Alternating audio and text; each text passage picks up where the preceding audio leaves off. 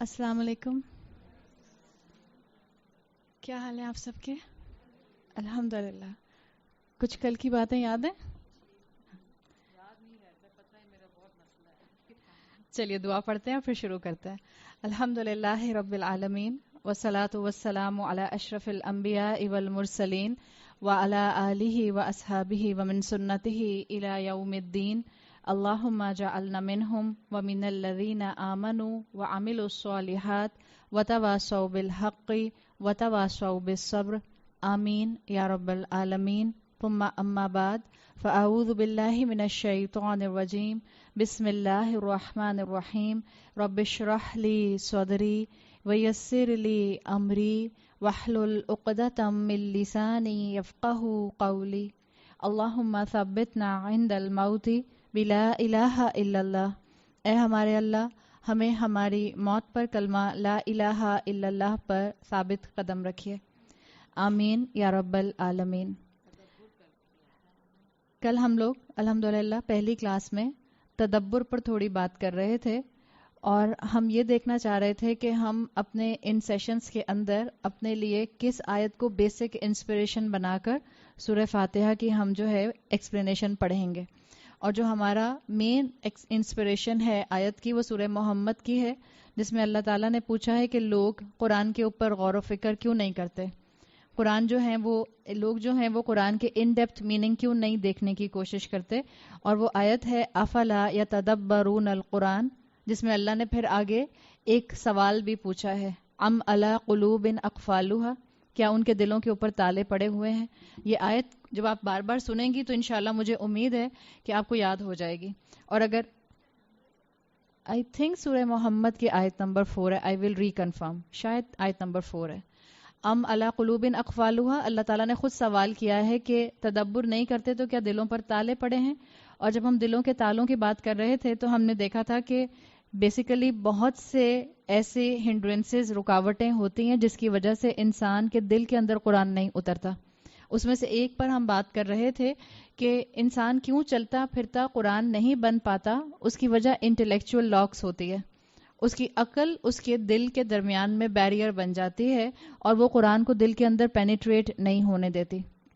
اسی حوالے سے ہم نے رسول اللہ صلی اللہ علیہ وسلم کے اخلاق کے بارے میں روایت دیکھی تھی. اسی حوالے سے ہم نے صحابہ کا عمل دیکھا تھا کہ صحابہ بھی چلتا پھرتا قرآن ہوتے تھے. اسی طرح سے آپ نے امام ابو حنیفہ کا نام سنا ہے. امام ابو حنیفہ اصول الفقہ کے بہت بڑے اسکالر گزرے ہیں اور پورا ایک اسکول آف تھاٹ جو ہے وہ امام ابو حنیفہ کی تعلیمات کے ساتھ جو ہے اس کو اٹیچ کیا جاتا ہے. امام ابو حنیفہ کا ایک مرتبہ بہت ہی سیریس انکاؤنٹر ہوا خوارج کے ساتھ. کبھی نام سنا ہے خوارج؟ کون ہوتے ہیں خوارج؟ کسی کو معلوم ہے کون تھے خوارج؟ آج کل تو آپ لوگ جب سے یہ ٹیررزم کی ویو جو ہے یہ دنیا میں پھیلی ہے، یہ جو ویو دہشت گردی کی آئی ہے، اس کے بعد سے آپ کو خوارج کے بارے میں کچھ نہ کچھ سننے کو مل ہی گیا ہوگا.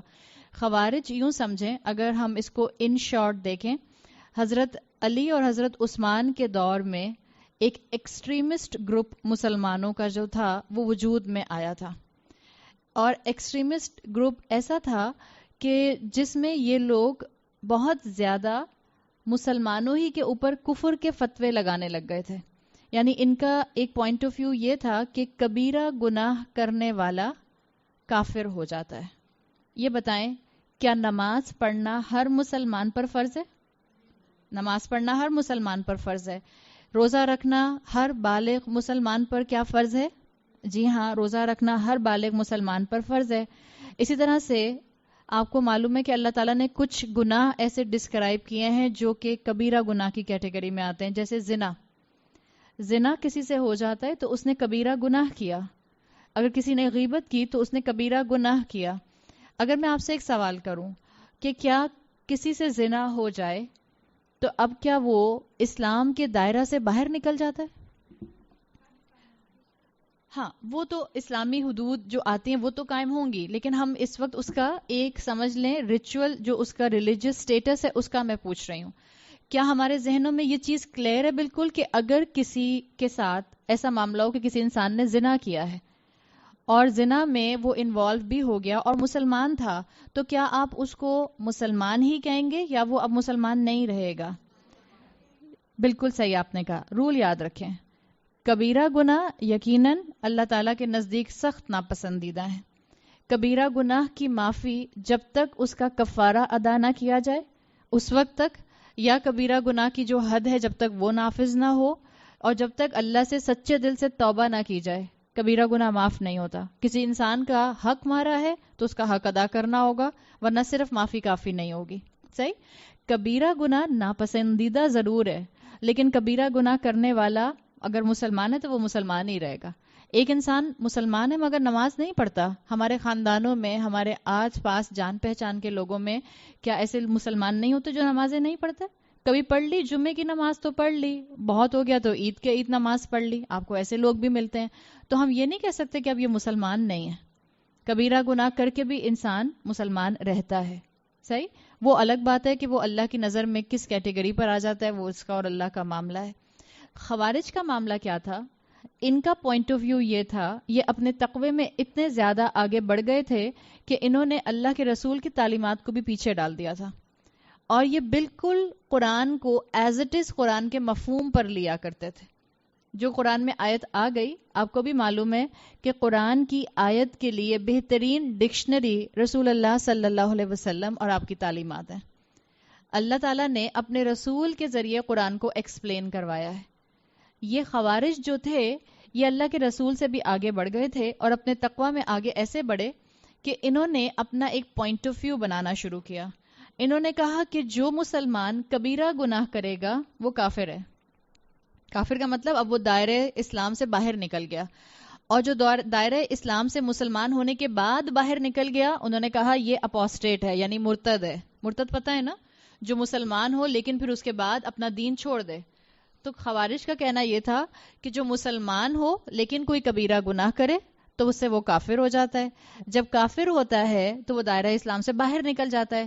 دائرہ اسلام سے باہر نکلتا ہے تو اپوسٹیٹ ہو جاتا ہے، مرتد ہو جاتا ہے، اور مرتد قابل قتل ہے، واجب القتل ہے.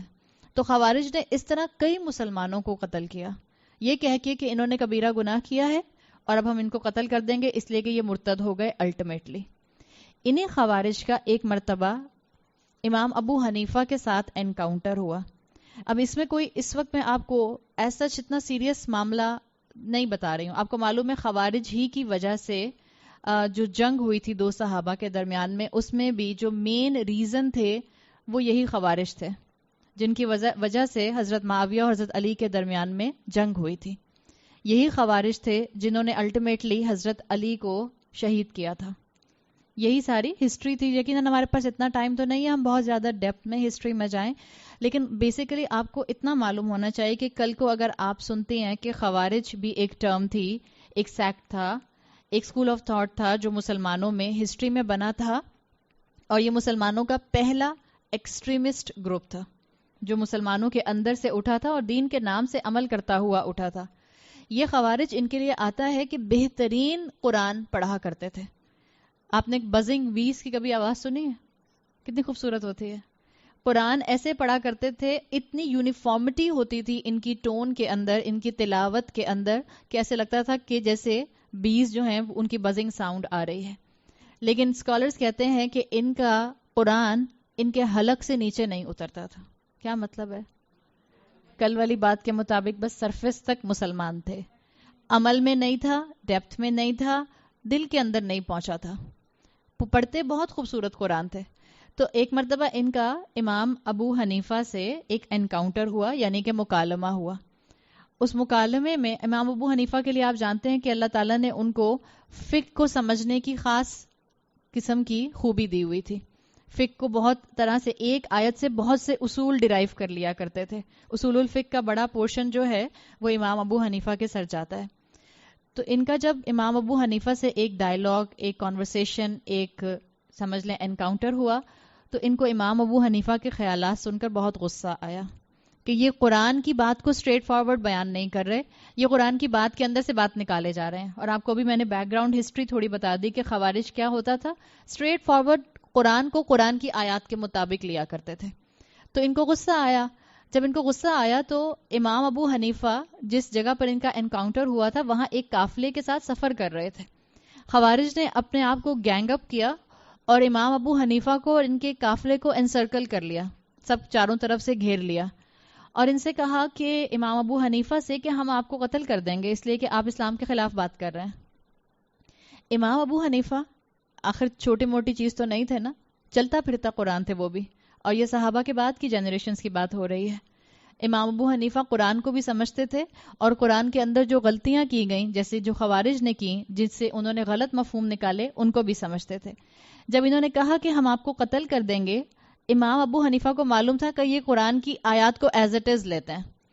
انہوں نے سورہ توبہ کی آیت نمبر 6 امام ابو حنیفہ نے ان کے سامنے پڑھی, تلاوت کی. سورہ توبہ کی آیت نمبر 6 میں آتا ہے وَإِنْ أَحَدٌ مِّنَ الْمُشْرِكِينَ, جب کوئی مشرک آپ کے پاس آئے استجارہ کا اور آپ سے پناہ طلب کرے فَأَجِرْهُ, تو آپ اس کو پناہ دے دیجئے. امام ابو حنیفہ نے یہ سورہ توبہ کی آیت نمبر 6 پڑھنے سے پہلے خوارج سے کہا وی سیک پروٹیکشن, ہم تمہاری پناہ میں آتے ہیں.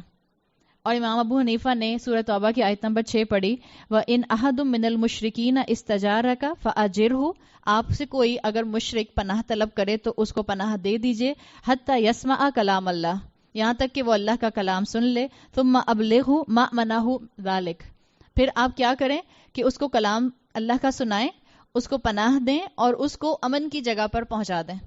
امام ابو حنیفہ نے یہ آیت پڑھی. خوارج کا کیا پوائنٹ آف ویو تھا کہ وہ امام ابو حنیفہ کے ساتھ کیا کرنے جا رہے تھے, قتل کرنے جا رہے تھے.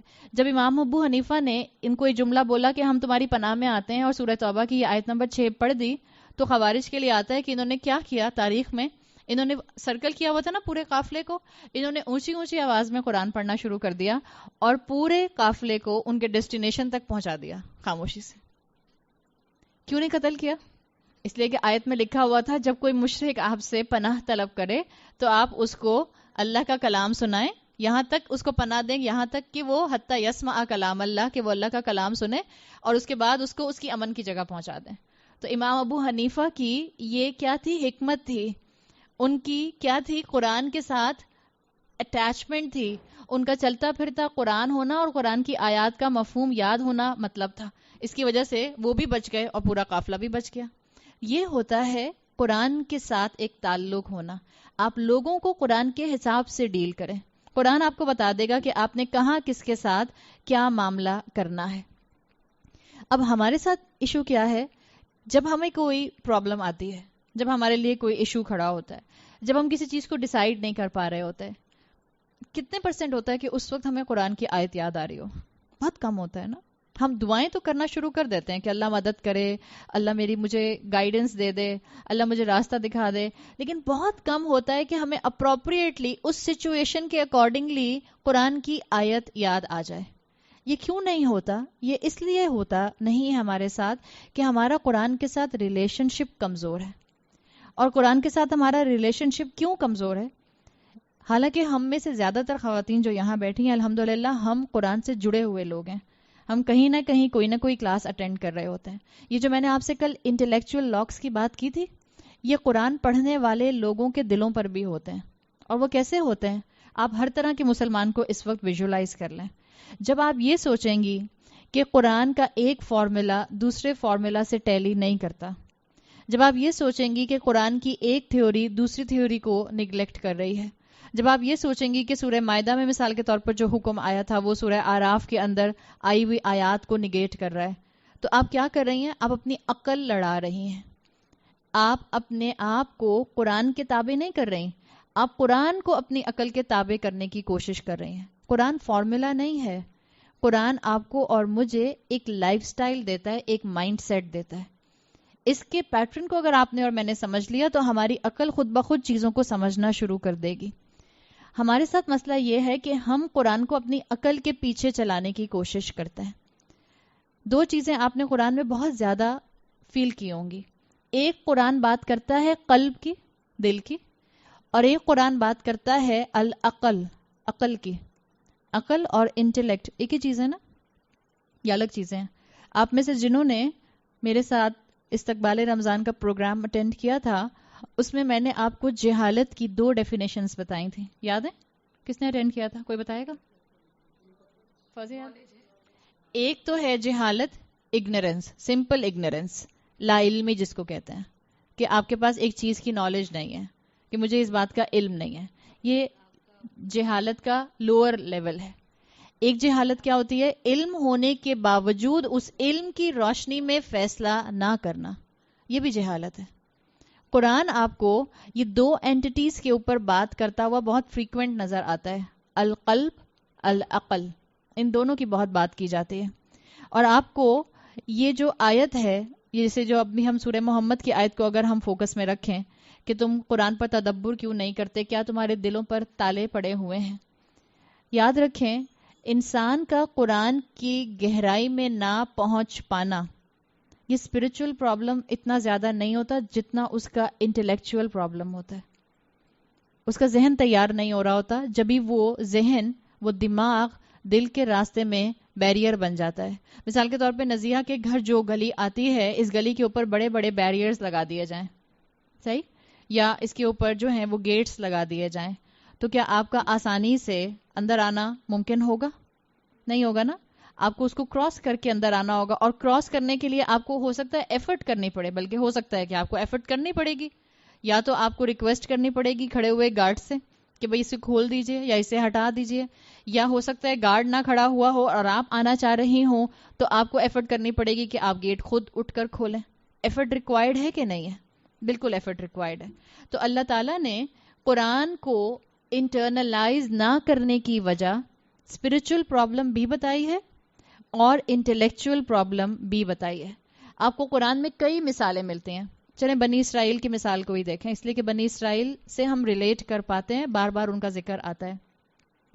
بنی اسرائیلیوں سے جب یہ کہا گیا کہ آپ کو ایک گائے کو ذبح کرنا ہے, اور وہ آپ کو معلوم ہے کہ انہوں نے بہت سے سوالات کیے, اور پھر ان کو یہ بتایا گیا کہ جو گائے, پھر جب ذبح ہو گئی گائے, انہوں نے الٹیمیٹلی موسیٰ علیہ السلام کی بات مان لی, تو اللہ تعالیٰ نے ان سے یہ کہا کہ اب اس گائے کے ایک حصے سے, یعنی اس گائے کا گوشت جو ذبح ہوا ہے, اس کا گوشت لے کر, وہ جو معاملہ تھا کہ پتہ نہیں چل رہا تھا کہ ایکچوئل کلر کون ہے, کس نے کس کو مارا ہے, تو اللہ تعالیٰ نے موسیٰ علیہ السلام سے کہا کہ ان سے کہو کہ جو ذبح کی ہوئی گائے ہے, اس کا ایک حصہ لے کر اس ڈیڈ کارپس کے اوپر جو ہے, وہ جو مردہ انسان ہے, اس کے اوپر ہٹ کریں, اس کو ماریں. تو معجزہ کیا ہوگا؟ یہ مردہ پوائنٹ کر دے گا کہ اس کو کس نے مارا ہے. یہ سارا واقعہ آپ کو سورہ بنی اسرائیل, سورہ بقرہ کے اندر مل جاتا ہے. تو اللہ تعالیٰ نے ان کو ایک طرح سے معجزہ دکھایا, اور پھر اللہ نے کہا وَيُرِيكُمْ آيَاتِهِ, اللہ تم کو اپنی آیات دکھاتا ہے, کیوں؟ لَعَلَّكُمْ تَعْقِلُونَ, تاکہ تم اپنی عقل سے کام لو. آیت کہتے ہیں, آیت کا مطلب کیا ہوتا ہے؟ نشانی. سمپل ہم آیت کا مطلب نشانی کہتے ہیں نا. اگر آپ آیت کو عربی زبان میں گہرائی میں سمجھیں تو عربی زبان میں آیت کہتے ہیں کوئی ایسی نشانی جس کو دیکھ کر آپ کو کوئی بڑی چیز یاد آ جائے. ایک تو ہوتا ہے نا سمپل نشانی. جب آپ آیات کہتے ہیں, اور خاص طور پہ آیات کا لفظ جب وہ اللہ کی بتائی ہوئی قرآنی آیات کے ریفرنس میں استعمال ہو, یا کائنات میں جو فنومنا ہے اس کو آیات کہہ کر ایڈریس کیا جائے, تو آیت کا مطلب ہوتا ہے کوئی ایسی چیز جس کو دیکھ کر آپ کو کوئی اور اعلیٰ چیز یاد آ جائے. اللہ نے کہا وَيُرِيكُمْ آيَاتِهِ, وہ تم کو اپنی آیات دکھاتا ہے, کس لیے؟ لَعَلَّكُمْ تَعْقِلُونَ, تاکہ تم اپنی عقل اپلائی کرو. جو اللہ اس چھوٹی چیز سے تم کو بڑی چیز بتانا چاہ رہا ہے, تم اس کی گہرائی تک پہنچ جاؤ. اور اس آیت کے فوراً بعد اللہ تعالیٰ نے سورہ بقرہ میں کہا ثُمَّ قَسَتْ قُلُوبُكُمْ مِنْ بَعْدِ ذَلِكَ, پھر کیا ہوا؟ تمہارے دل اس کے بعد سخت ہو گئے. پہلے کہا لعلکم تعقلون, تمہیں آیات دکھائیں تاکہ تم عقل سے کام لو.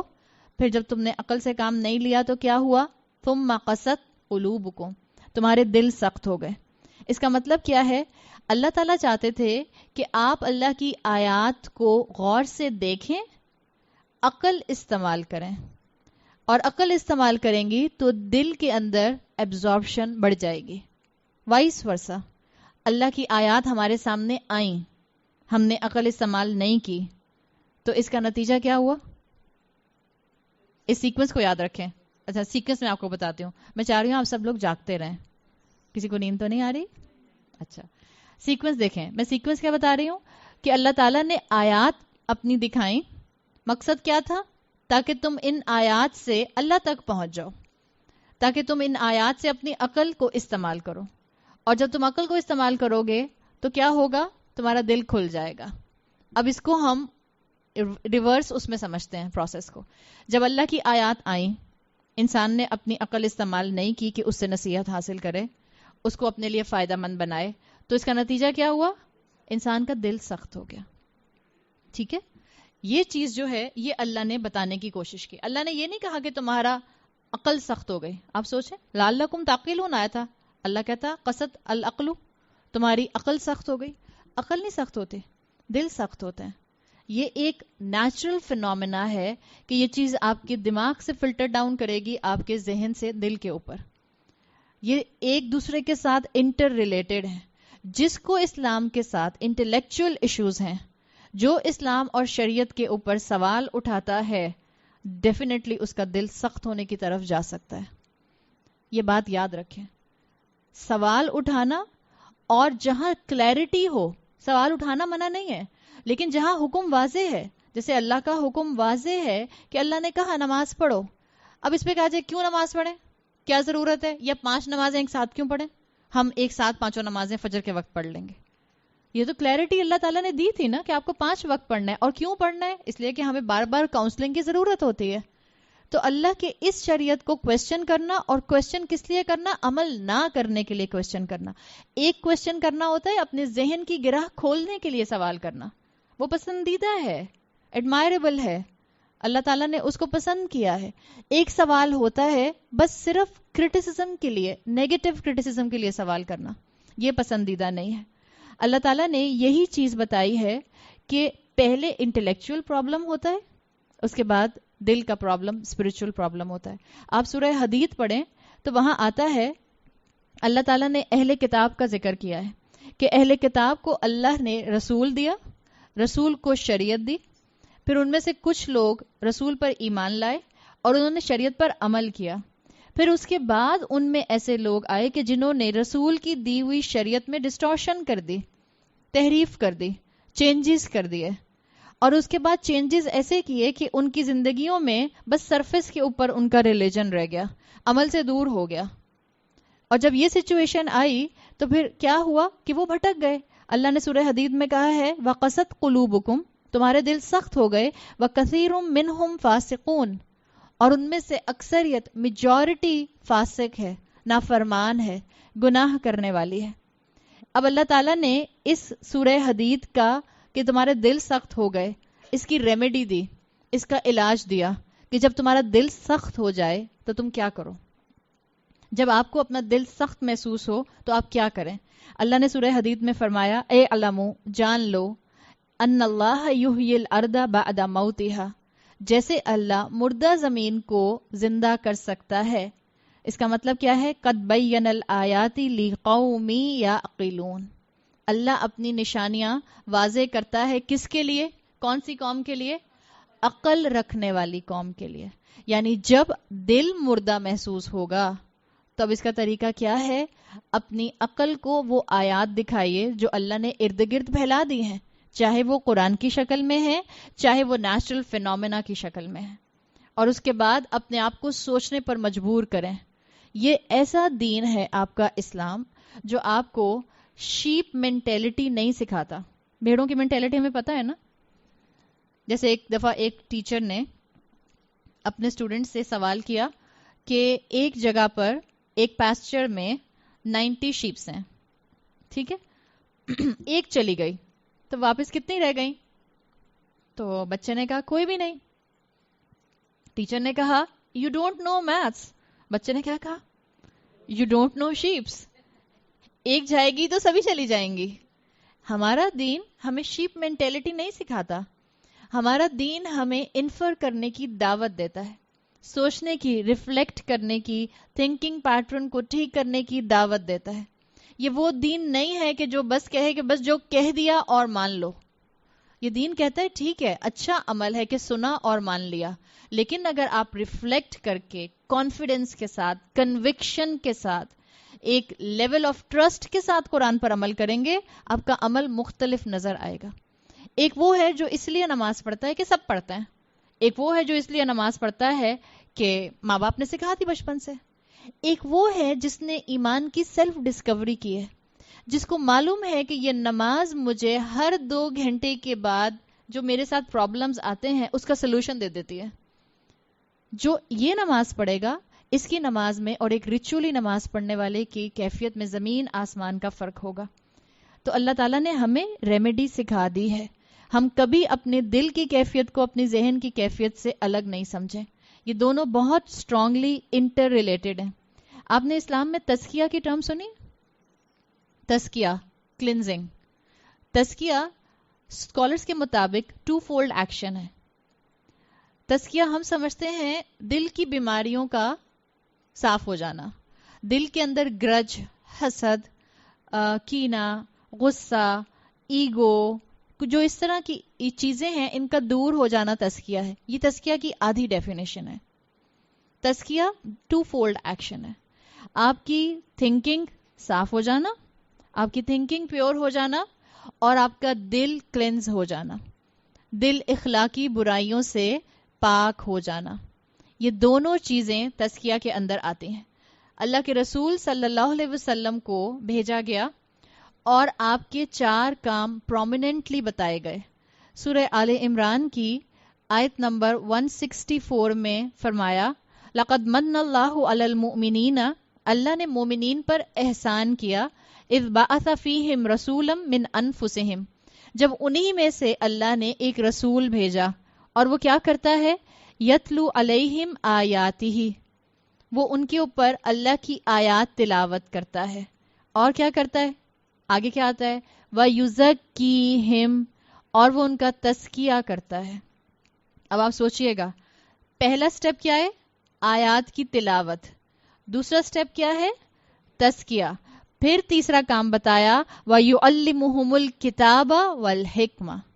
تعلیم بعد میں آئے گی, پہلے دماغ کلیئر کرنا ضروری ہے. قرآن پڑھنا بہت اچھی, بہت ہی مبارک آپ کی عادت ہے, لیکن اپنے دل کو اور اپنے دماغ کو صاف کر کے, نیوٹرل کر کے قرآن کے سامنے بیٹھنا, یہ زیادہ ٹاپ پرائرٹی کی چیز ہے. یہ پریفرنس پر ہونا چاہیے. جب آپ کا ذہن پاک ہوگا, دل پاک ہوگا, تو قرآن آپ کے دل میں آسانی سے ایبزارب ہوگا. اللہ کے رسول صلی اللہ علیہ وسلم کا جو میتھڈالوجی بیان کی گئی لوگوں کو اللہ کی طرف لانے کی, اس میں پہلی تھی اللہ کی آیات بیان کرنا, اللہ کی آیات کی تلاوت, پھر تزکیہ کرنا, اور تزکیہ سے آپ دونوں اپنے ایکشن ذہن میں رکھیں. دل صاف کرنا, ذہن کے خیالات صاف کرنا. وَيُعَلِّمُهُمُ الْكِتَابَ وَالْحِکْمَةَ, اس کے بعد آتا ہے کتاب کی اور حکمت کی تعلیم بعد میں آئے گی. تو یہ دونوں چیزیں بہت ضروری ہیں. آج جو کنسسٹنٹ پرابلم اس امت کے اندر نظر آ رہی ہے اس 21ویں صدی کے اندر, ہم سب جتنی بھی یہاں پر مائیں بیٹھی ہیں, ہمارا بیسک کنسرن یہ ہوتا ہے, اور الحمدللہ اگر اللہ تعالیٰ نے ہمیں قرآن سے جوڑ دیا ہے, اللہ نے اگر ہمیں قرآن کی تھوڑی سی ریفلیکشن دے دی ہے, تو ہماری بہت زیادہ خواہش ہوتی ہے کہ اللہ ہماری اولاد کو دین کے ساتھ جوڑ دے. ہوتی ہے نا ہماری خواہش. اوور آل یہ کنسسٹنٹ پرابلم آپ کو امت میں ان جنرل نظر آتا ہے. ہم سمجھتے ہیں کہ ہم جو اپنی یوتھ کو اسلام کے ساتھ جوڑنا چاہ رہے ہیں, یا اپنی یوتھ ہم نے اسے کنفائنڈ کر دیا ہے سرٹن طرح کی کچھ صورتیں سکھانے پر, جیسے کچھ صورتیں حفظ کر لو, کچھ دعائیں یاد کرانے پر, یا بہت ہو گیا تو تجوید ناظرہ سے ہم تھوڑا اپلفٹ ہو گئے تو ہم نے کہا ہم اپنے بچوں کو تجوید کرائیں گے. ان میں سے کوئی بھی چیز میں انڈر ایسٹیمیٹ نہیں کر رہی ہوں, ہر چیز اپنی جگہ اہمیت رکھتی ہے, لیکن صرف یہ اسلام نہیں ہے. آپ نے اپنے بچے کو بہترین طریقے سے قرآن پڑھنا سکھا دیا, آپ کا بچہ بہترین تجوید کے ساتھ قرآن پڑھتا ہے, یا چلیں آپ کا بچہ بہترین طریقے سے گرامر کا علم بھی جانتا ہے, آپ نے اس کو کوئی گرامر کی کلاس بھی جوائن کروا دی, اور وہ قرآن کی آیت کا گرامیٹیکل انالیسس بھی کر سکتا ہے, لیکن at the end of the day اس کے صبح اور شام جو گزرتے ہیں وہ اللہ کی نافرمانی میں گزرتے ہیں. تو ہم اپنی یوتھ کو صحیح ڈائریکشن میں نہیں ڈال رہے. اپنی یوتھ کو ان ساری چیزوں کے بعد, یہ ساری چیزیں بہت اہم ہیں, ان کو قرآن حفظ کرانا, ان کو دعائیں سکھانا, ان کو سیرت کا علم دینا، ان کو تجوید سکھانا، ان کو گرامیٹیکل انالیسز آیات کا سکھانا، ایوری تھنگ از امپورٹنٹ. اس کے ساتھ 2 چیزیں اور بھی ایڈ کر لیں جو آپ کے اس سارے ایکیڈیمک سیشن کو ان کے اسپرچل سیشن پر لا کر ان کو ایک بہترین پروڈکٹیو مسلمان بنا سکتی ہے. وہ ایک کیا ہے؟ ان کی دلوں کی حالت درست کرنے کی کوشش کریں، ان کے دلوں میں اللہ کی محبت ڈالنے کی کوشش کریں، ان کے دلوں میں رول ماڈل اللہ کے رسول صلی اللہ علیہ وسلم کو بنانے کی ایفرٹ کریں اور ان کے تھاٹ پیٹرن پر کام کریں. آپ کے اور میرے بچے جو ایک سے ایک اعلیٰ تعلیم حاصل کر رہے ہیں، جتنے بڑے اسکول، جتنی بڑی یونیورسٹی میں جاتے ہیں، اتنا زیادہ ان کا ڈائیورٹ ہونے کا، دین سے دور ہونے کا چانس بڑھتا چلا جاتا ہے. آج ہمارے بچے اس یلغار کے اندر ہیں جس میں دنیا ان جنرل ایتھیزم کی طرف پروموٹ کر رہی ہے. ان جنرل لوگ، ہمیں لگتا ہے ہم ایک چھوٹی سی کمیونٹی کو دیکھ رہے ہیں، آپ اور میں ایک دوسرے کو دیکھتے ہیں، بڑے خوش ہو جاتے ہیں، ہم کہتے ہیں ہاں الحمدللہ رمضان میں کتنے لوگ قرآن پڑھتے ہیں. یہ بہت کم لوگ ہیں، اتنی سے بالکل آٹے میں نمک کے برابر، جس لٹرلی 1.2% ہوں گے یہ لوگ. آپ کے ماسز، جو دنیا کے ماسز ہیں اس وقت، وہ لا خدائیت کی طرف جا رہے ہیں، ایتھیزم کی طرف جا رہے ہیں، ریلیجن کو ایک کونے پر کیا جا رہا ہے. جب آپ کا بچہ، آپ اپنے بچے سے کہتی ہیں کہ سائنس اور ریلیجن انٹر ریلیٹڈ ہیں، تو آپ کا بچہ کہتا ہے کیسے انٹر ریلیٹڈ ہے؟ ایک چیز تھیوری ہے اور ایک چیز ہپوتھیسس ہے، آپ کیسے دونوں کو اکٹھا کر سکتے ہیں؟ یہ سب چیزیں آپ کو اور مجھے کلیئر کرنی ہے. تو جہاں اپنے بچوں کو دین کا ایکیڈیمک سیشن دینے کی کوشش کریں، وہاں ان کے تھاٹ پیٹرن کو درست کرنے کی ایفرٹ کریں، وہاں ان کے اسپرچل میٹرز کو ٹھیک کرنے کی کوشش کریں. ان کے دلوں کو اللہ کے ساتھ اٹیچ کرنے کے لیے آپ کو اور مجھے ایفرٹ کرنی ہوگی، اور اس کی بہت زیادہ ضرورت ہے.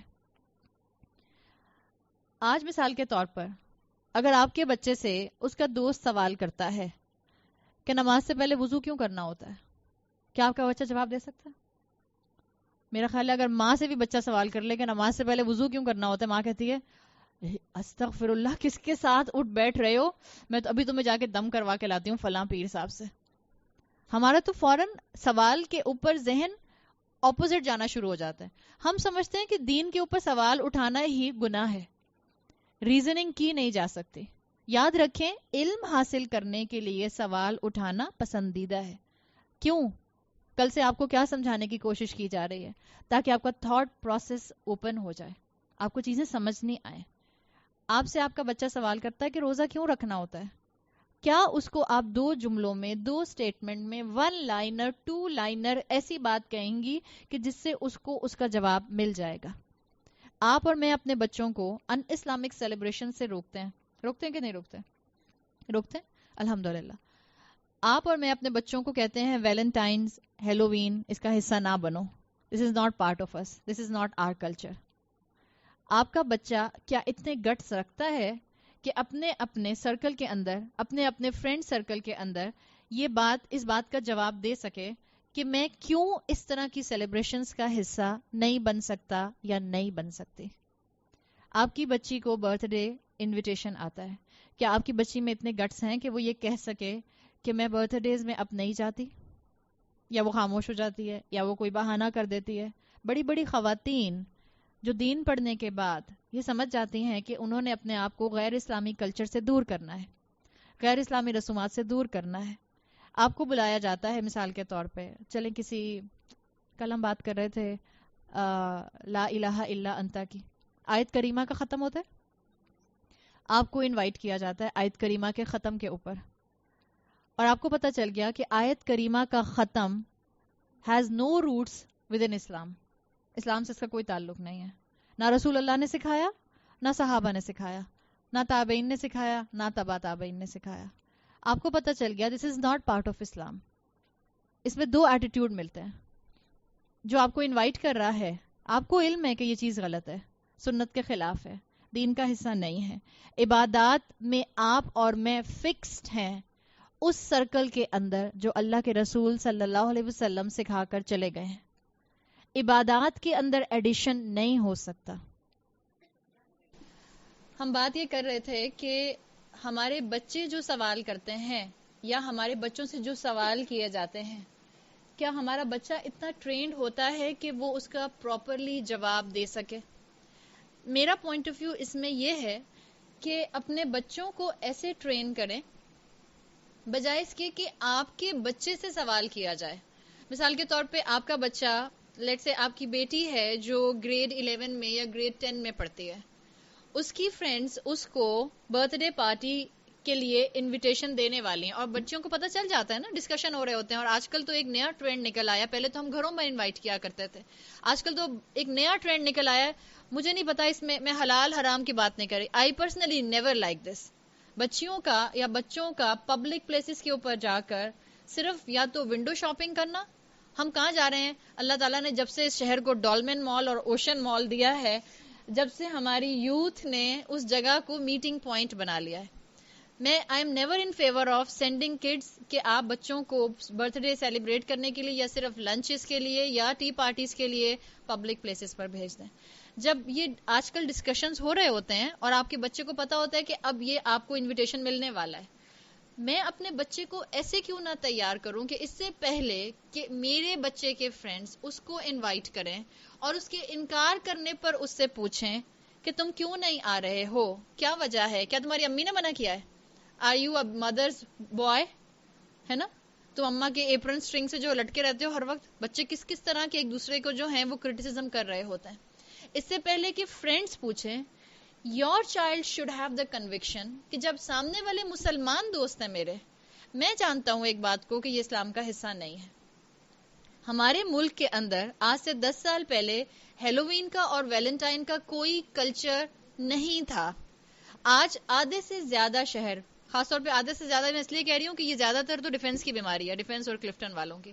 آپ باقی شہر میں نکل جائیں تو اتنا نہیں ہوتا ہے. آج آپ کا میجورٹی یہ علاقہ جس میں آپ اور میں رہتے ہیں وہ ویلنٹائن کے اوپر ریڈ ہو جاتا ہے. آپ کو پھول ملنے ناممکن ہوتے ہیں کہ آپ کو ایک اسی دن ایگزیکٹلی پھول مل جائیں. یہ جو کلچر بنتا جا رہا ہے، ہیلووین کے اوپر مختلف کاسٹیوم پارٹیز ہونے لگ گئی ہیں. یہ جو منکیز کی طرح بچے ڈریس ہوتے ہیں اور مائیں ان کے کاسٹیومز خرید کے ان کو پہنا رہی ہوتی ہیں. کیا مطلب ہے اس بات کا؟ کیا میرا بچہ اتنے گٹس نہیں رکھتا کہ اس سے پہلے کہ اس کے فرینڈز اس سے سوال کریں کہ تم اس کا حصہ کیوں نہیں بن رہے، تم ہماری طرح انجوائے کیوں نہیں کر رہے، تم نے اپنی زندگی کو اتنا بور اور ڈل کیوں کر لیا ہے؟ My child should have the conviction to ask them کہ آپ منکیز کی طرح ڈریس کر کے یہ کیا کرتے پھر رہے ہیں، آپ اس طرح کی سیلیبریشنز کیوں کر رہے ہیں؟ میں نے تو وہ چیز حاصل کر لی ہے کہ اللہ نے مجھے بنایا. سمپل کویسچن آپ کا بچہ اپنے دوستوں سے پوچھ سکتا ہے، ہو از آر کریٹر؟ کوئی ڈینائی نہیں کرے گا کہ اللہ نہیں ہے، کوئی نہیں کہے گا کہ ہمیں اللہ نے نہیں بنایا. اللہ نے سب کو بنایا ہے. تو جس اللہ نے بنایا ہے، کیا اس اللہ نے آپ کو اور مجھے پرپس لیس بنایا؟ کوئی اللہ نے اور مجھے اور آپ کو مقصد نہیں دیا ہے. اتنا کنوکشن اپنے بچے میں ڈالنے کے لیے کتنی ایفرٹ کی ضرورت ہے؟ بہت ایفرٹ کی ضرورت. ہم سمجھتے ہیں اگر ہم نے اپنے بچے کو قرآن کلاس میں بھیج دیا ہے تو اب ہماری ذمہ داری پوری ہو گئی. اب قرآن کلاس کی ٹیچر کا، اس قرآن کلاس کے پروفیسر کا، اس قرآن کلاس کے پریچر کا، اس قرآن کلاس میں آنے والی مینجمنٹ کی ذمہ داری ہے اب وہ میرے بچے کو بالکل باعمل حضرت عمر حضرت عثمان کی طرح کا مسلمان بنا دے. اور جب نہیں بناتے تو ہم کہتے ہیں آج کل تو دین پڑھانے والے بھی پرخلوص نہیں ہیں. ہمیں فنگر پوائنٹنگ کی عادت ہو گئی ہے. قرآن کلاس میں ضرور بھیجیں، اس سے انکار نہیں ہے کہ قرآن کلاس کی ویلیو نہیں ہے، قرآن کلاس میں ضرور بھیجیں، لیکن ماں اپنی ذمہ داری سے فارغ نہیں ہو سکتی. آپ کا بچہ ہے، جو درد آپ کے دل میں ہے کہ آپ اس کو مسلمان بنائیں، آپ اس کو رب کا بندہ بنائیں، اتنا ایک استاد کے دل میں اتنے پرسنٹیج پر نہیں ہو سکتا. ہوگا یقیناً استاد اپنے، اور اگر استاد جو ہے وہ دین سے محبت کرنے والا ہے، محبت کرتا ہے شاگردوں سے، لیکن اس کی محبت ڈائلیوٹ ہوتی ہے ماں کے مقابلے میں. کیوں؟ اس لیے کہ اس کے پاس 30-40 اسٹوڈنٹ بیٹھا ہوا ہے، اس کے اپنے بھی بچے ہیں، اس کی اپنی بھی ذمہ داری ہیں. ماں جس کا سارا کنسنٹریشن اس کی اولاد پر ہونا چاہیے. میں کیسے اپنی اولاد کو اللہ کا بندہ بنا دوں؟ میں اس کی تو فکر کرتی ہوں کہ میرے بچے کے all لیولز میں، کیونکہ اب ٹیوشنز شروع ہو جائیں گے، اس سے پہلے سارے میجر کام ہو جائیں. مولوی صاحب ناظرہ پڑھا کے میرے بچے کو فارغ کر چکے ہیں، تجوید پڑھنے والی میری بیٹی فارغ ہو جائے، اس لیے کہ اب اس کے جو ہیں وہ اب سیکنڈری کلاسز سٹارٹ ہو رہی ہیں، اب اس کا او لیول سٹارٹ ہونے والا ہے، اب اس کے پاس ٹائم نہیں ہوگا. ہم اپنے بچوں کو لٹرلی کھپاتے ہیں دنیا کے اندر. دین کے لیے کتنا کھپاتے ہیں؟ کتنی محنت کرتے ہیں. 2.5 سال تو بہت بڑی عمر ہے. آج کل تو پریگنینسی کے اندر ہی اسکولز کے اندر رجسٹریشنز ہو جاتی ہیں. اپنے بچے کو بڑے سے بڑے اسکول کا ٹیسٹ دلوانے کے لیے 1.5 سال کے بچے کو آپ ٹیوشن پڑھانا شروع کرتے ہیں, تب جا کے اس کا 2.25 سال اور 3+ کے اوپر ٹیسٹ ہوتا ہے. وہ اتنا چھوٹا سا بچہ جو وہ 1.5-2 سال سے محنت زندگی میں مشقت شروع کرتا ہے, 30 سال تک 35 سال تک اس کی مشقت جاری رہتی ہے. جو اس کے ذہن کو بنانے کا ٹائم تھا, آپ نے اس کو مٹیریلسٹک انسان بنا دیا, آپ نے اس کو منی میکنگ مشین بنا دیا. پھر آپ یہ کیسے توقع کرتے ہیں کہ جب وہ 40 سال کا ہو اور آپ 70 سال کی یا 60 سال کی ہوں, وہ آپ کا خیال رکھے, وہ آپ کو خدمت کے ساتھ اپنے گھر میں رکھنا چاہے. اس کی منی میکنگ مشین ہے, ذہن نہیں ہے. اس کی جگہ پر وہاں پر دماغ میں ایک صرف اور صرف 2+2 کرنے والی مشین فٹ ہے.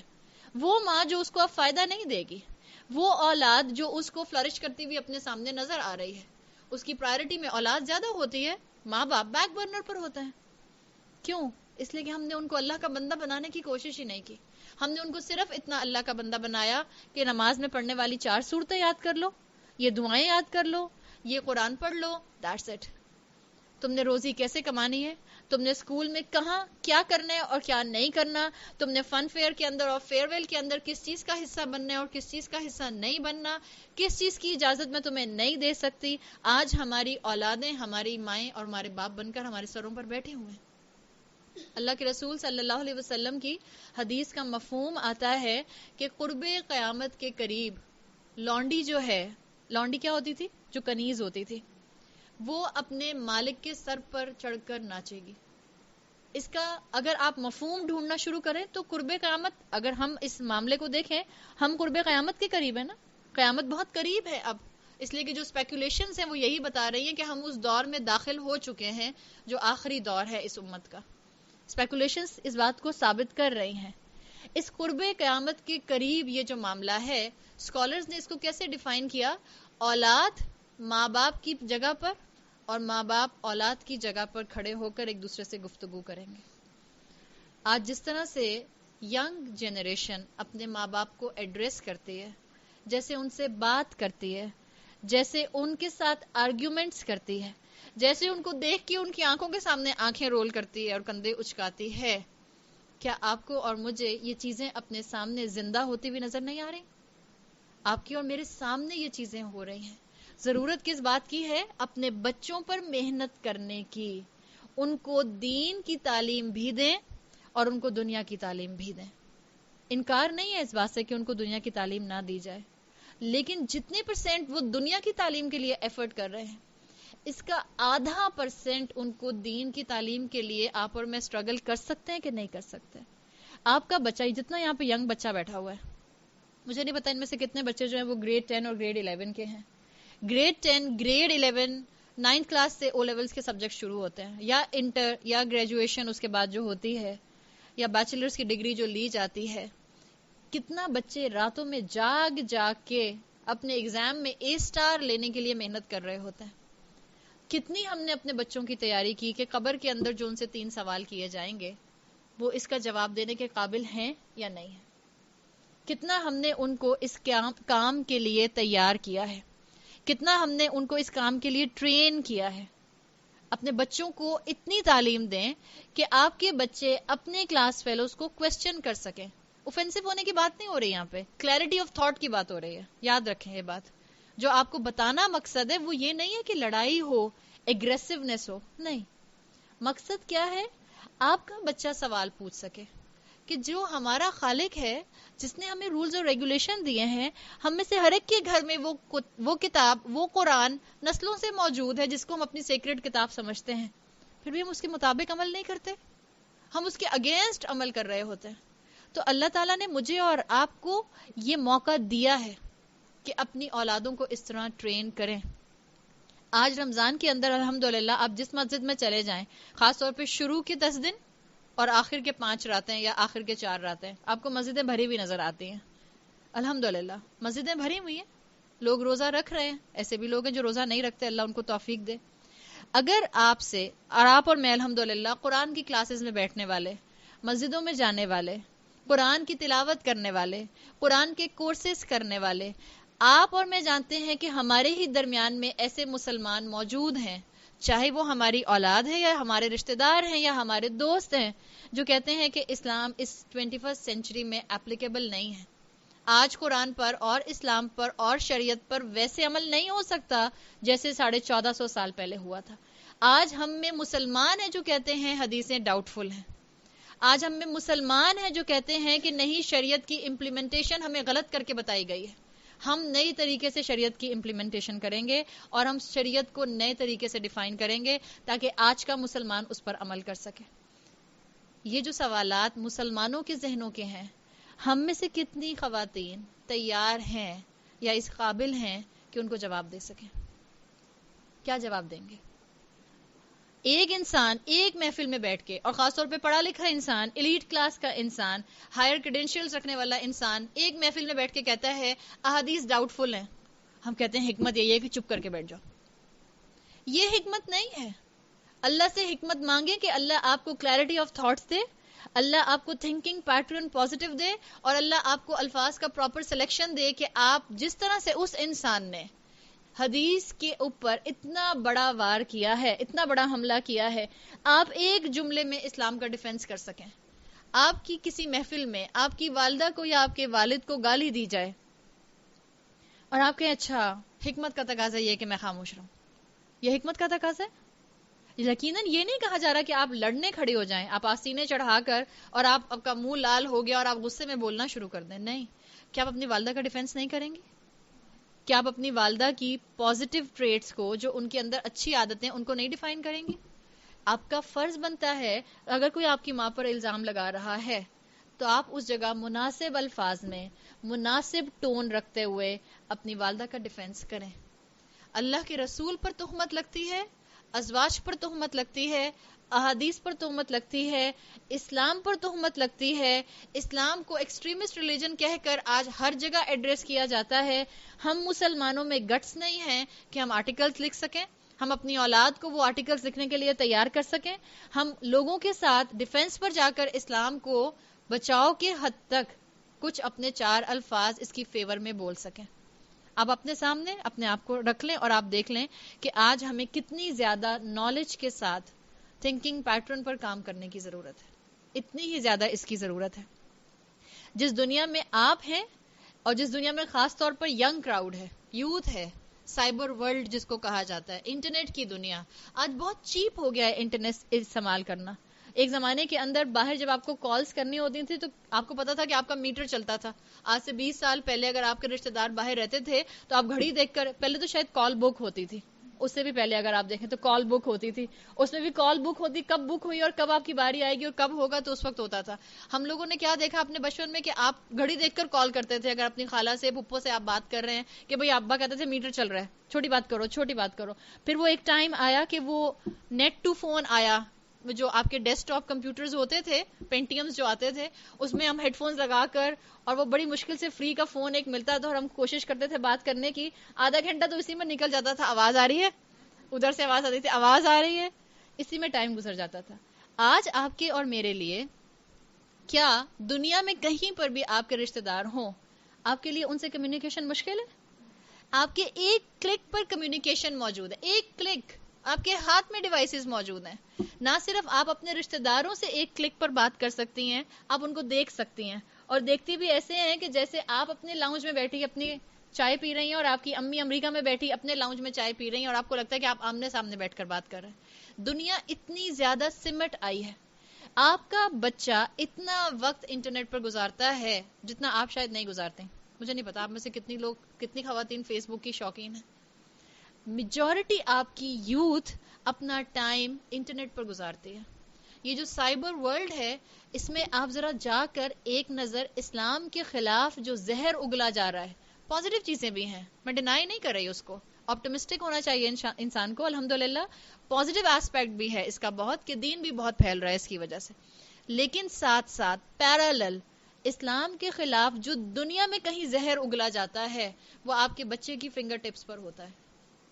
چاہے بلاگز ہیں، اور بلاگز کے بلاگز ہیں، ویب سائٹس کی ویب سائٹس ہیں، یوٹیوب ویڈیوز ہیں، فیس بک پیجز ہیں، جس کے اوپر اسلام کے خلاف زہر اگلا جاتا ہے. کیا آپ نے اپنے بچے کو موبائل فون پکڑایا ہے؟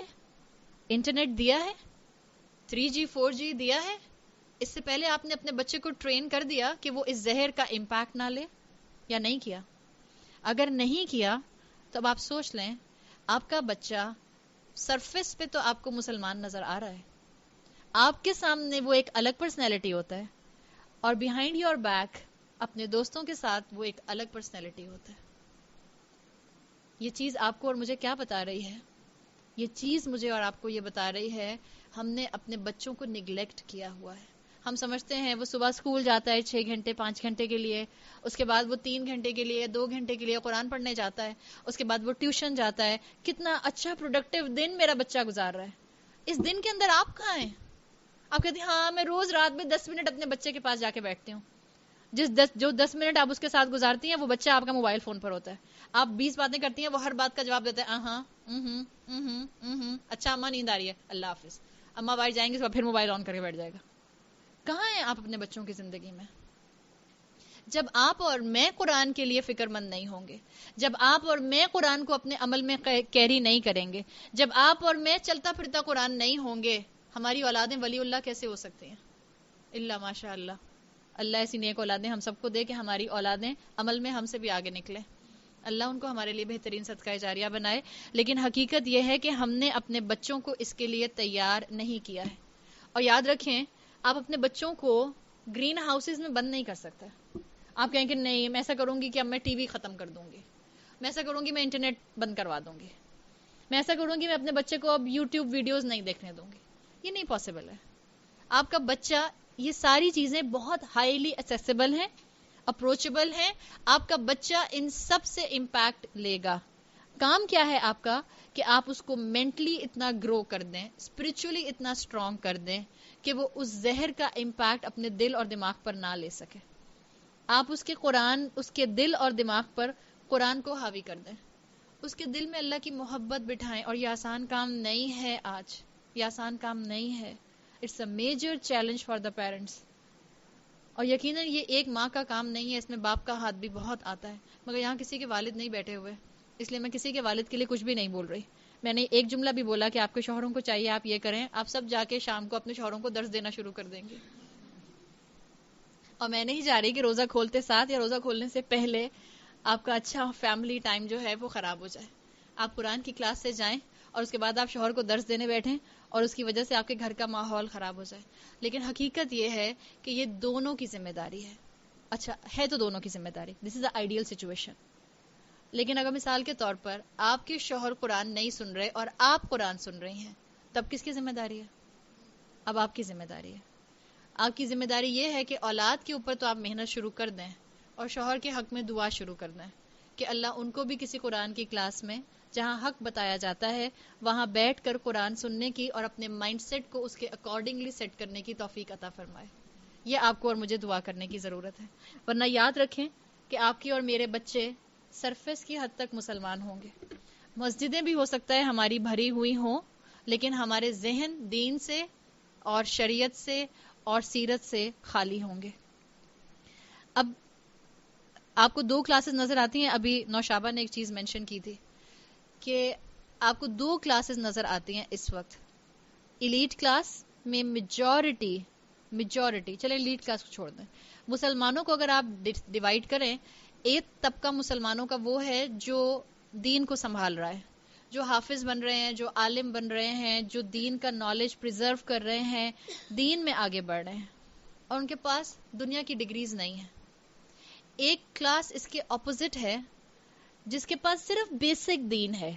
بیسک دین سے مطلب ہاں نماز روزہ کرنا ہے معلوم ہے، حج کر لیتے ہیں معلوم ہے، عمرہ ہر سال یا ہر دوسرے سال کر لیتے ہیں گناہ معاف ہو جاتے ہیں، بس اتنا دین ہے مسلمان. ہاں ان کے پاس بہترین ڈگریز بھی ہیں، بیچلرز کی ڈگریز بھی ہیں، ان کو نارسزم کے بارے میں بھی پتہ ہے، ان کو مینٹل کرٹکس کے بارے میں بھی پتہ ہے کہ کیا کیا کرٹکس چل رہے ہیں، ان کو کمیونزم کے بارے میں بھی پتہ ہے، ان کو مارکسزم کے بارے میں بھی پتہ ہے، ان کو فلسفی 101 کے بارے میں بھی پتہ ہے، ان کو پتہ ہے دنیا کہاں جا رہی ہے اور کدھر جا رہی ہے. یہ جو 2 گروپس ہیں، ایک دین کو سنبھالنے والا طبقہ اور اس کے پاس دنیا کی بیسک ڈگری بھی نہیں ہے میجورٹی، اور دوسرا دنیا کی ڈگریز رکھنے والا جس کے پاس بالکل بیئر منیمم پر دین ہے، یہ دونوں ایک دوسرے کو بلیم کرتے ہوئے نظر آتے ہیں کہ نہیں آتے؟ مولوی بزنس مین کو بلیم کرتا ہے، بزنس مین مولوی کو بلیم کرتا ہے. یہ کنٹراسٹ آپ کو معاشرے میں نظر آیا یا نہیں آ رہا؟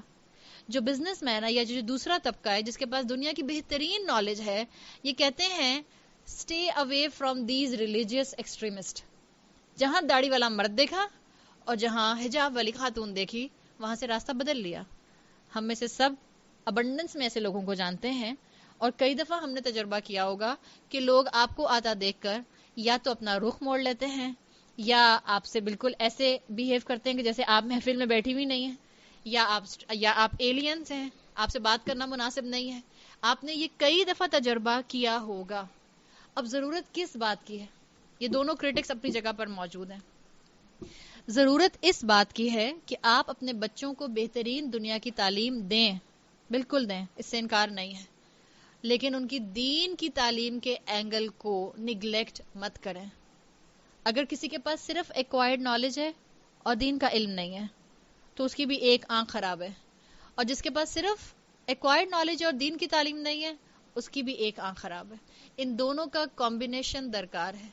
مسلمان امت میں زوال وہاں سے آنا شروع ہوا جہاں مسلمانوں نے سائنس میں اور علم میں، ایکوائرڈ نالج میں آگے بڑھنا چھوڑ دیا. وہاں سے مسلمانوں کا زوال شروع ہو گیا. بیلنس کی ضرورت ہے، اور یہ بیلنس کون سکھائے گا؟ یہ بیلنس قرآن سکھائے گا. یہ بہترین دین جو میری اور آپ کی پرائیڈ بننا چاہیے، یہ بہترین بیج جو میرے اوپر مسلمان ہونے کا ہے، یہ میرے لیے بیج آف آنر بننا چاہیے، آج بیج آف امبیرسمنٹ بنا ہوا ہے میجورٹی مسلمانوں کے لیے. ہم ہی خواتین جو پاکستان میں رہتے ہوئے تو پھر بھی سر ڈھک لیتی ہیں، جہاں ہماری امیگریشن ہوتی ہے یو ایس کے اندر، یورپ کے اندر، ہمارے تو حلیے ایسے بدلتے ہیں کہ جیسے ہم نے یو ٹرن لے لیا. کیا یو ایس کا اور یورپ کا دین الگ ہے اور پاکستان والوں کا دین الگ؟ کیا پاکستان کا خدا الگ، پاکستان کا رب الگ اور اسٹیٹس کا رب الگ؟ ہم مکہ جاتے ہیں، اپنے آپ کو اوڑھتے ہیں، کیا سوچ کے اوڑھتے ہیں؟ کیا چاہتے ہیں ہم؟ ہمیں لگتا ہے اللہ وہاں بہت قریب ہے. ہاں، اللہ کا گھر آیا، ظاہری بات ہے اس کا مطلب اب جب کسی کے گھر جاتے ہیں تو آپ اس کے قریب ہو جاتے ہیں نا. ظاہری بات ہے، مثال کے طور پہ اگر میں نے نزیحہ سے بات کرنی ہے تو میرے لیے آسانی ہوگی کہ میں نزیحہ کے گھر آ کر ڈائریکٹ بات کر لوں، اور میں زیادہ نزیحہ کا لحاظ کروں گی ان کے سامنے کھڑے ہو کے بجائے اس سے کہ میں اللہ کرے میں ان کی پیچھے بھی ان کا ایسے ہی لحاظ کروں جیسے میں ان کے سامنے کرتی ہوں. لیکن ہم جب حرم جاتے ہیں، مسجد نبوی جاتے ہیں، خانہ کعبہ جاتے ہیں، ہمارے آٹومیٹک ایک آتا ہے، ہم کتنے بھی فیشنیبل ہوں، ہم کہتے ہیں عمرے پہ جا رہے ہیں، ہم عبایا سلوا کے جائیں گے. لیکن اللہ ہماری عورتوں کو توفیق دے، آج بھی ہماری عورتیں ایسے حلیے میں وہاں پہنچتی ہیں کہ اس کے بعد